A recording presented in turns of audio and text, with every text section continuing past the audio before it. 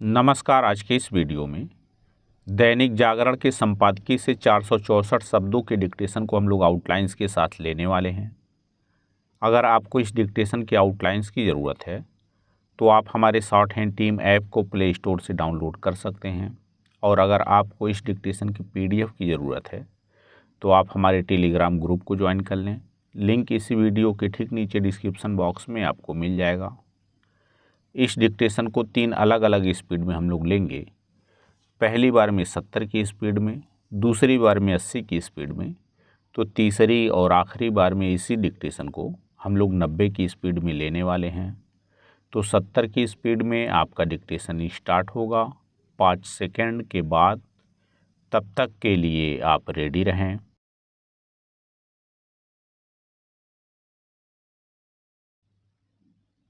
Start. Bengal को लेकर यह आशंका सही साबित होना चिंताजनक भी है और राष्ट्रीय शर्म का विषय भी कि वहाँ चुनाव बाद हिंसा हो सकती है। बंगाल में राजनीतिक हिंसा का सिलसिला चुनाव के पहले ही कायम हो गया था। राज्य में हिंसा की अनेक घटनाएं चुनाव के दौरान भी देखने को मिली और अब चुनाव समाप्त हो जाने के बाद भी देखने को मिल रही हैं। तृणमूल कांग्रेस समर्थक विरोधी दलों और विशेष रूप से भाजपा नेताओं एवं कार्यकर्ताओं को निशाना बना रहे हैं। ऐसा तब हो रहा है जब चुनाव आयोग के निर्देश पर बंगाल में केंद्रीय सुरक्षा बलों की तैनाती 19 जून तक बढ़ा दी गई है। ऐसा चुनाव बाद हिंसा की प्रबल आशंका को देखते हुए किया गया था। यह आश्चर्यजनक है कि बंगाल में केंद्रीय सुरक्षा बलों की 400 कंपनियां तैनात हैं और फिर भी वहां हिंसा हो रही है। इसका सीधा अर्थ है कि यह हिंसा तृणमूल कांग्रेस नेताओं के इशारे पर हो रही है। हैरानी नहीं कि अराजक तत्वों को बंगाल पुलिस का मौन समर्थन हासिल हो। इसके आसार इसलिए हैं क्योंकि राज्य में विधानसभा चुनाव के दौरान भी बड़े पैमाने पर जो हिंसा हुई थी वह बंगाल पुलिस के मूक दर्शक बने रहने के कारण ही हुई थी, और इसी के चलते तमाम भाजपा कार्यकर्ता और उसके समर्थकों की हत्या की गई थी। तब हिंसा का दौर इतना भयानक था कि कुछ महिलाओं से दुष्कर्म तक किया गया था। उस समय आतंक का ऐसा माहौल बनाया गया था कि कई लोगों को अपना घर-बार छोड़कर पड़ोसी राज्य असम में शरण लेनी पड़ी थी। पैरा 2021 में विधानसभा चुनाव के बाद हुई हिंसा का संज्ञान लेते हुए कलकत्ता उच्च न्यायालय ने सीबीआई को हिंसक घटनाओं की जांच करने को कहा था।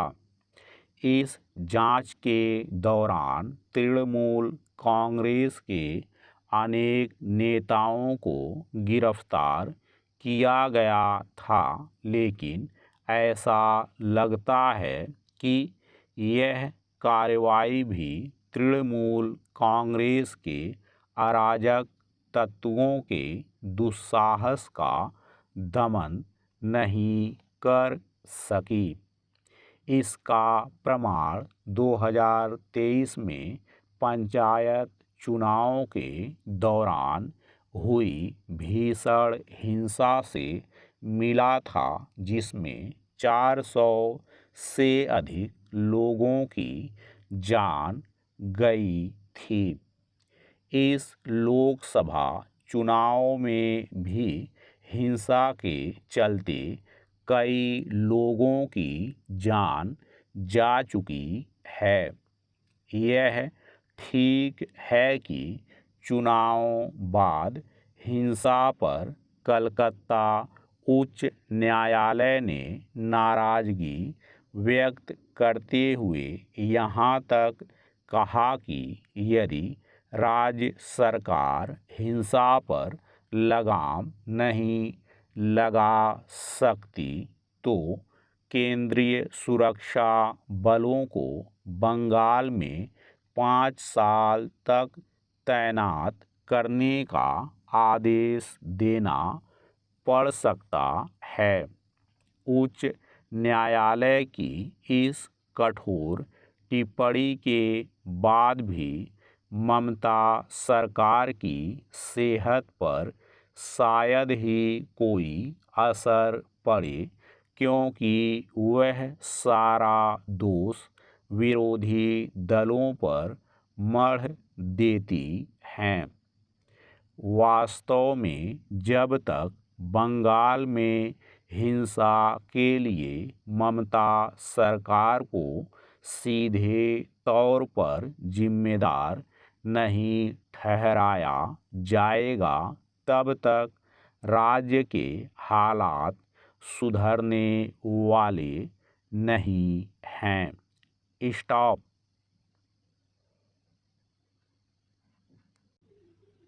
दोस्तों, इसी डिक्टेशन को दूसरी बार में हम लोग 80 की स्पीड में लेंगे और आपका समय स्टार्ट होगा 5 सेकंड के बाद। तब तक के लिए आप रेडी रहें।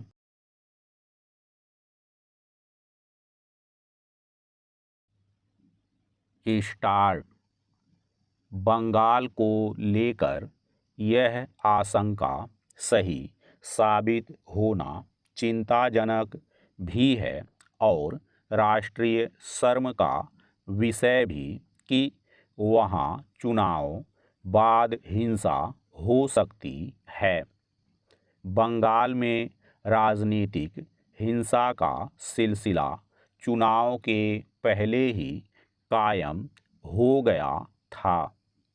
राज्य में हिंसा की अनेक घटनाएं चुनाव के दौरान भी देखने को मिली और अब चुनाव समाप्त हो जाने के बाद भी देखने को मिल रही हैं। तृणमूल कांग्रेस समर्थक विरोधी दलों और विशेष रूप से भाजपा नेताओं एवं कार्यकर्ताओं को निशाना बना रहे हैं। ऐसा तब हो रहा है जब चुनाव आयोग के निर्देश पर बंगाल में केंद्रीय सुरक्षा बलों की तैनाती 19 जून तक बढ़ा दी गई है। ऐसा चुनाव बाद हिंसा की प्रबल आशंका को देखते हुए किया गया था। यह आश्चर्यजनक है कि बंगाल में केंद्रीय सुरक्षा बलों की 400 कंपनियां तैनात हैं और फिर भी वहाँ हिंसा हो रही है। इसका सीधा अर्थ है कि यह हिंसा तृणमूल कांग्रेस नेताओं के इशारे पर हो रही है। हैरानी नहीं कि अराजक तत्वों को बंगाल पुलिस का मौन समर्थन हासिल हो। इसके आसार इसलिए हैं क्योंकि राज्य में विधानसभा चुनाव के दौरान भी बड़े पैमाने पर जो हिंसा हुई थी वह बंगाल पुलिस के मूक दर्शक बने रहने के कारण ही हुई थी और इसी के चलते तमाम भाजपा कार्यकर्ता और उसके समर्थकों की हत्या की गई थी। तब हिंसा का दौर इतना भयानक था कि कुछ महिलाओं से दुष्कर्म तक किया गया था। उस समय आतंक का ऐसा माहौल बनाया गया था कि कई लोगों को अपना घर-बार छोड़कर पड़ोसी राज्य असम में शरण लेनी पड़ी थी। पैरा 2021 में विधानसभा चुनाव के बाद हुई हिंसा का संज्ञान लेते हुए कलकत्ता उच्च न्यायालय ने सीबीआई को हिंसक घटनाओं की जांच करने को कहा था। इस जांच के दौरान तृणमूल कांग्रेस के अनेक नेताओं को गिरफ्तार किया गया था, लेकिन ऐसा लगता है कि यह कार्रवाई भी तृणमूल कांग्रेस के अराजक तत्वों के दुस्साहस का दमन नहीं कर सकी। इसका प्रमाण 2023 में पंचायत चुनाव के दौरान हुई भीषण हिंसा से मिला था, जिसमें 400 से अधिक लोगों की जान गई थी। इस लोकसभा चुनाव में भी हिंसा के चलते कई लोगों की जान जा चुकी है।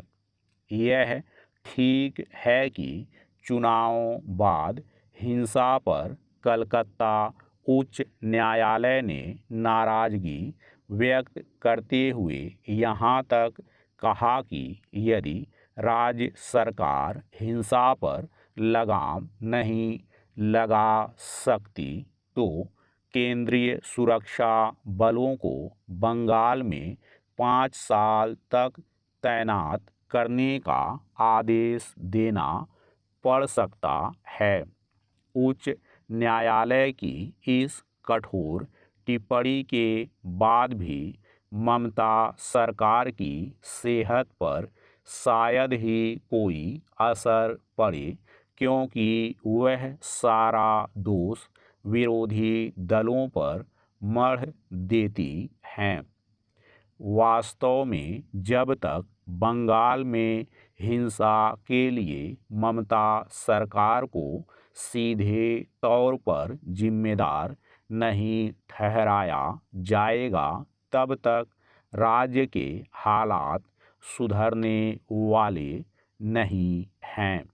स्टॉप। दोस्तों, इसी डिक्टेशन को तीसरी और आखिरी बार में हम लोग 90 की स्पीड में लेंगे और आपका समय स्टार्ट होगा 5 सेकंड के बाद। तब तक के लिए आप रेडी रहें।